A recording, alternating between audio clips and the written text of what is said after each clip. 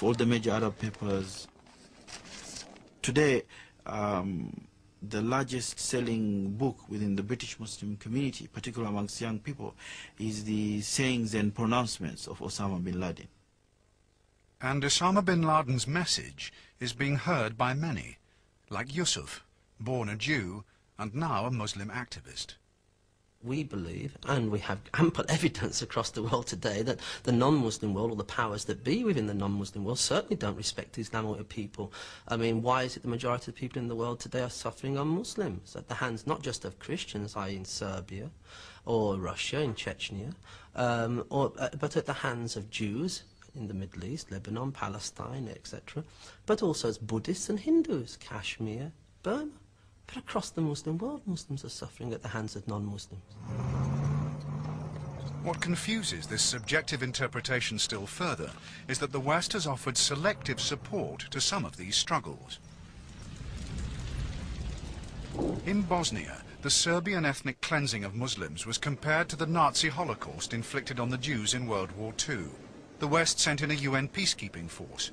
But as an arms embargo was placed on the Bosnian government, 4,000 mujahideen from across the world picked up arms instead. When I was in Sarajevo during the conflict in '94, a woman came up to us and she said, "You bring us food and you bring us clothing, and you keep us warm in the winter, and you keep us well fed, and you keep us healthy with medicine. Why? So the Serbs can come down from the mountains like wolves and rape us because we don't have weapons to defend ourselves? Better you bring us weapons so that we can at least die fighting than you keep us warm so they can rape us." When it came to Kosovo, the West did offer military support. Indeed, NATO used the same sort of language as the Mujahideen to justify what some have called the first humanitarian war of the 20th century. Western support probably saved a good deal of what we might call European Muslims in this context. And that could be one of the shining moments that one could then take advantage of to try to turn to some advantage in improving relations between the West and the Muslim world. The ethnic cleansing of Islamic people in Bosnia and Kosovo has led some British-born Muslims who feel increasingly threatened to undergo military-type training. But the British government is drafting new anti-terrorism legislation to combat the potential domestic threat of those who become involved in jihads or armed conflict overseas. The perceived threat is that there are people coming back from different parts of the world who are trained, that will train others. It's legit to train a Muslim when he's in the territorial army, but if he goes abroad and gets trained and comes back and trains people, then it's illegitimate. Why? He's not breaking the law. He may not be breaking the law, but most people fail to understand why, in a peaceful democracy, Muslims would feel it was necessary to train. Ask Stephen Lawrence's family if it's a peaceful democracy and what justice did they get. Ask the people in the Bangladeshi youths in the East End of London and the Isle of Dogs what democracy did they get. Who defended them? They defended themselves. Joyce Gardner, so many others. How many Muslims and other non-white people have been killed in police custody? Who defended them? And eventually, when nobody will defend you, it's left for yourself to defend yourself and yours. And if that means that we have to defend our own communities because the state will not defend us, then we will defend our own communities. For some Muslims, the war in Chechnya is the latest example of Western inconsistency, and this has once again become an Islamic issue. These are oppressions that exist against humanity rather than a particular group of a particular religion. I think what annoys Muslims is that when the media is using terminology like Muslim terrorists, Muslim warlords, Islamic warlords, and that's why then it becomes their issue.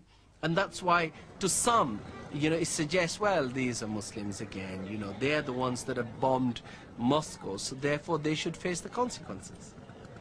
To the Russians, the ongoing story of Muslim rebels began in Afghanistan and ends in Chechnya, all masterminded by Osama bin Laden. They accuse him of financially supporting and inciting a Muslim revival in Russia, and of the bombings in Moscow that killed 300 people. This provided them with the justification to invade Chechnya and suppress the rebels.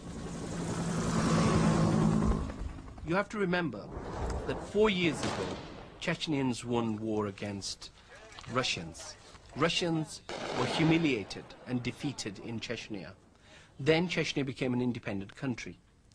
Now, for 4 years, KGB has masterminded in getting this message across to the Western world that all Chechnyans are terrorists. 20 years after the Afghan war, Russian and American intelligence services are sharing information on the threat of Islamic rebels. The Muslims of Chechnya are now fighting for independence and an Islamic state, led, of course, by an Afghan war veteran. I was in a mosque yesterday in the night, and the whole day Imam was talking about Chechnya, about what is going on there. And one thing again, Chechnya is like an Afghanistan for the 90s, in the sense that Chechnya has got everybody supporting it. The only missing ingredient in Chechnya is the sanctification by the West of the jihad that is going there. Now remember, you're talking about British Muslims who are part of the Western world. So now they are questioning why this double standard is taking place and we are here. And what is our responsibility towards this? For some Muslims, there is little difference between the jihad in Afghanistan in 1979 and the Russian bombardment of Chechnya today. 20 years ago this month, the Mujahideen in Afghanistan were freedom fighters. Today, they are seen as terrorists.